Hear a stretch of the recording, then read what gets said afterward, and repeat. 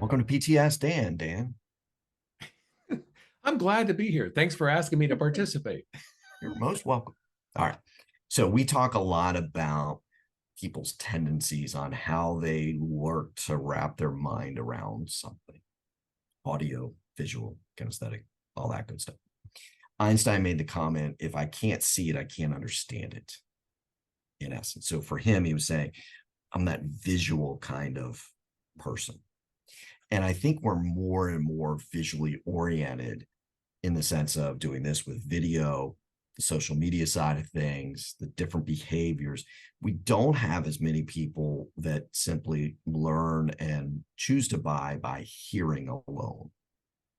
Can you talk a little bit about, as a salesperson, one, how do you recognize and adapt to that? But two, some of the things you should start thinking about, like you periodically pull out and you start writing on your board and you put it next to you, and it's a visual for us to really grasp something.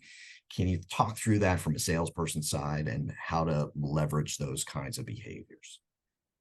People communicate differently. Yeah. The three main ways are words we use, our body language, and our tonality. When you look at the words we use, they kind of give away what type of learner we are. So we could be a visual learner, an auditory learner, or a kinesthetic learner.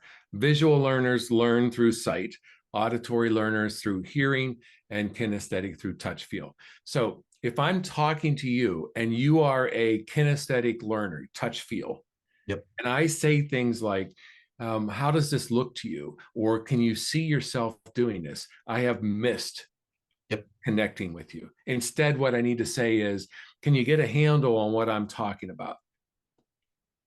Does that feel okay to you? Because you're kinesthetic, touch feel. So I use feely type words.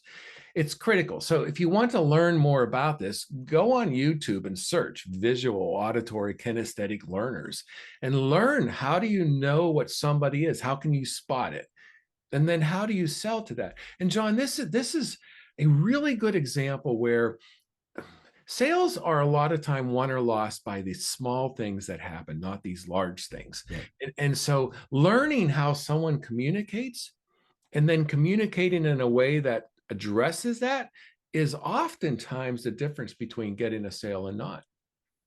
Yeah, and they're a little bit like I sit here and I putz with my glasses the entire time we do this. I might put them on my face 1 out of 100 videos. It's just I that grasp that side of that touch element.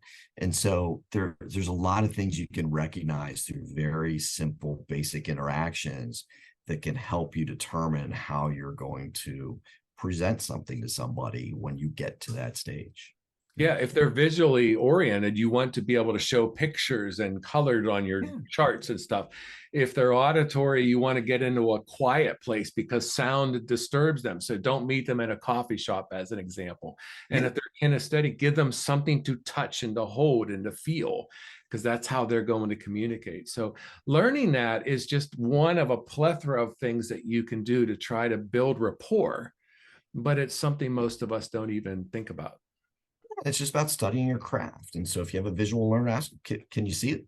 Do you see it now? It's come together. Really basic things, but it means a lot. It sure does. All right, buddy. See you again tomorrow. Have fun.